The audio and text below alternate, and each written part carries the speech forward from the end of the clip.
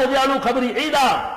நபிகள் நாயகம் ஸல்லல்லாஹு அலைஹி வஸல்லம் சொன்னார்கள், என்னுடைய அடக்கத்தலத்திலே விழா நடத்தாதீர்கள். ரசூலோட எச்சரிக்கை. என்னை அடக்கம் பண்ண இடத்துல எந்த விழாவும் நடத்தக்கூடாது.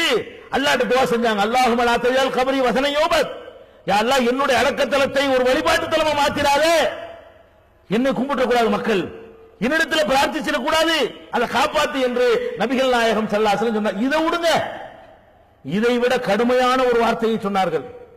என்ன சொன்னார்கள் தெரியுமா? மருமகன் அலியை கூப்பிட்டார்கள். அலியை கூப்பிட்டு சொன்னார்கள், அலியே, லா ததா அலல் அர்லி கபர முஸ்ரிஃபன் இல்லா சவைதஹு.